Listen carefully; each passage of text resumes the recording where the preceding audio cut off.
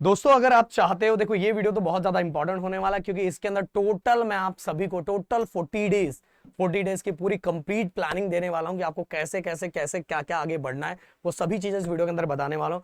But दोस्तों अगर आप सभी को ऐसा चाहिए कि सर फिजिक्स का बना दो, सर केमिस्ट्री का अलग, देन मैथ का अलग, देन बायो का अलग, ऐसा कुछ चाहिए तो प्लीज कॉमेंट नीचे करो, पूरा जिद कर दो। सबसे ज्यादा जिस सब्जेक्ट के बारे में बोला जाएगा उससे रिलेटेड मैं वीडियो जरूर लेके आऊंगा। एंड दोस्तों नए हो तो प्लीज चैनल को सब्सक्राइब करके जरूर जाना क्योंकि आपका प्यार एंड सपोर्ट की हमें बहुत ज्यादा जरूरत है गाइस। एंड दूसरा, राहुल सर का मैथ, ओके मैथ का आज 1 तारीख से स्टार्ट हो रहा है।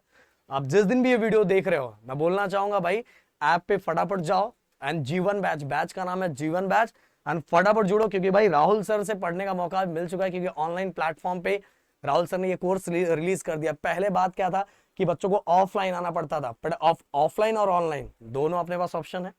तो भाई अगर आप दूर रहते हो तो आप ऑनलाइन से फटाफट फटाफट जुड़ सकते हो और हमारे ऐप के थ्रू। तो गाइस एक एक करके एक चीजें मैं बताना स्टार्ट करूंगा। सबसे पहली बात तो हम कंसीडर करके चलते हैं कि जिस दिन मैं ये वीडियो बना रहा हूं हम ऐसा कंसीडर करके चलते हैं कि बस हमारे पास 40 डेज बचे हुए हैं एंड इन 40 डे के अंदर हमें क्या क्या करना चाहिए। इसको टोटल मैंने 3 फेज में डिवाइड किया, फेज 1, फेज 2, फेज 3। फेज 1 में मैंने टोटल 25 डेज दिए, फेज 2 में मैंने टोटल 10 डेज दिए एंड फेज 2 में टोटल 5 डेज दिया हुआ। ओके तो गाइज अब आप देखोगे 25 और 5 30 हो गया, 10 40 हो गया। अब गाइस इसको किस किस तरह से करना है सभी चीजें लाइन वाइज मैं आपको समझाऊंगा। Phase 1 concept, phase 2 MCQ practice and revision, and phase 3 guys full length mock test. ये सभी चीजों पे अगर आप फोकस करोगे तो भाई ये जो दिन होता है ना 40 डेज में आप फोड़ दोगे। ऐसा भी बच्चा फोड़ सकता है जिसको गाइस सब्जेक्ट के बारे में कुछ भी नहीं पता हो। हाँ बस उसके लिए आपके पास टीचर बहुत बेहतरीन तरीके की होनी चाहिए। ऐसे टीचर नहीं होने चाहिए जो आपको पढ़ा रहे डायरेक्ट ही बस पीवाईक्यू करवा रहे, नहीं, ऐसे टीचर होने चाहिए जो आपको उससे रिलेटेड कॉन्सेप्ट भी क्लियर करे, कॉन्सेप्ट के साथ उससे रिलेटेड बेसिक चीजें भी क्लियर करे, देन आगे बढ़े। और मुझे लगता है मैथ से राहुल सर से बेटर ऑप्शन आपके पास नहीं है भाई।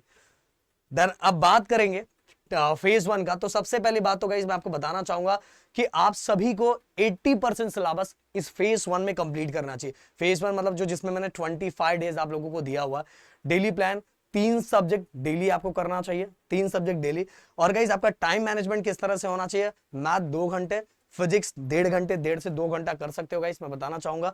देन केमिस्ट्री भी 1.5 से 2 घंटा कर सकते हो, मैंने मिनिमम टाइम दिया। इसके बाद बायो, बायो को आप 1.5 घंटा, 1 से 1.5 घंटा करोगे तो भी। बायो को पढ़ने का तरीका थोड़ा अलग होना चाहिए। केमिस्ट्री एंड बायो बहुत सिंपल है, बस एक तरीका होना चाहिए। अब उससे रिलेटेड वीडियो मैं लेके आऊंगा जिससे आपको बहुत ज्यादा हेल्प होगा।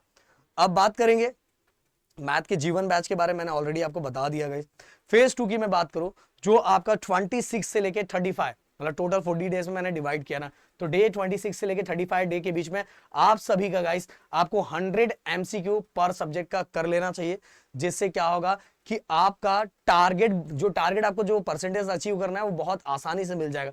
बट दोस्तों जो आप कर रहे हो कॉन्सेप्ट और उससे रिलेटेड बेसिक चीजों को समझो, क्योंकि अगर आप ये समझ के चल रहे हो कि यार मैंने पीवाईक्यू कर लूंगा मेरा काम हो जाएगा, मैं पीवाईक्यू के ऑप्शन को रट्टा मार ले रहा हूं मेरा काम हो जाएगा, ऐसा बिल्कुल नहीं है मेरे दोस्त। अगर आप कॉन्सेप्ट को समझ के जाओगे तो कैसा भी घुमा के दे देगा, आप बहुत आराम से करके आ जाओगे, बहुत आराम से। देखो सीईटी का भी जब पेपर डिजाइन किया जाता है ना तो तीनों लेवल के बच्चों को देख के डिजाइन किया जाता है। तो एटलीस्ट उसमें के 2 लेवल को तो आप अच्छे से कर पाओ और 2 लेवल को भी अच्छे से कर लिया तो आपका स्कोर बहुत अच्छा बन जाएगा।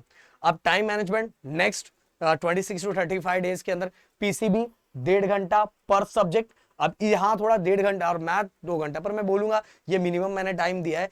इसके अंदर आप जब नजदीक आ रहे हो तो थोड़ा टाइम आपको और बढ़ाना चाहिए।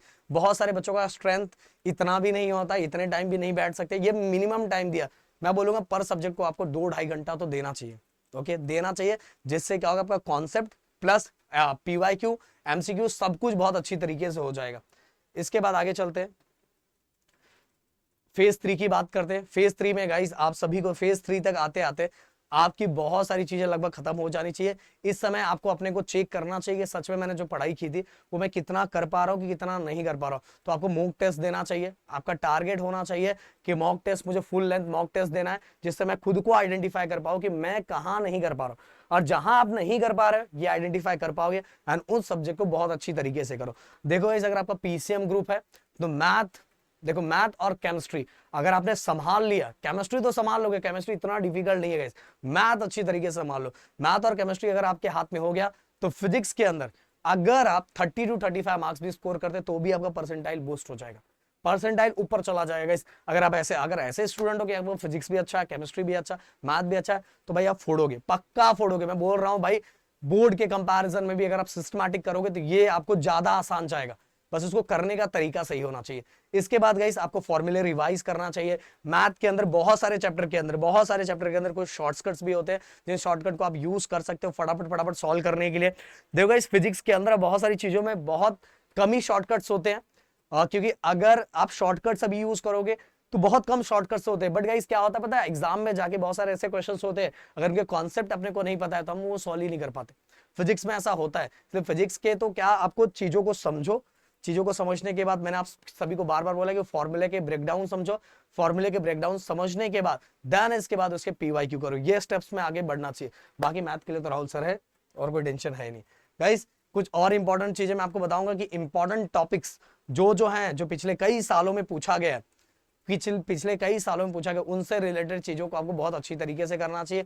एटलीस्ट गाइस ओके, यहाँ 5 to 7 पीवाईक्यू लिखा है, मतलब कहने का मतलब क्या है कि आपको हर टाइप के क्वेश्चंस के, हर टाइप ओके, तो बहुत सारे क्वेश्चंस हो जाते हैं, हर टाइप के जितने मोस्ट इंपोर्टेंट टॉपिक है उनके 5 to 7 टाइप के क्वेश्चंस करने चाहिए। ओके, एक एक टॉपिक की बात करो, ये नहीं बोल रहा पूरे चैप्टर में 5 to 7 करो, नहीं, जितने टॉपिक्स हैं उन टॉपिक से रिलेटेड 5 to 7 पीवाईक्यू आपको सॉल्व करना चाहिए। एंड गाइस अपने स्पीड को बरकरार रखना चाहिए। स्पीड में बहुत सारे बच्चे छूट जाते हैं और बहुत सारे बच्चे नहीं कर पाते। एंड गाइस आप देखो, नोट्स, छोटे छोटे नोट्स रिवीजन के लिए रखना चाहिए, जिससे क्या होगा कि आपका रिवीजन भी बहुत अच्छी तरीके से होगा। देखो बोर्ड और सीईटी को करने का तरीका बिल्कुल अलग होता है, बिल्कुल अलग होता है। इन सभी चीजों को आपको बेहतरीन तरीके से फॉलो करना चाहिए।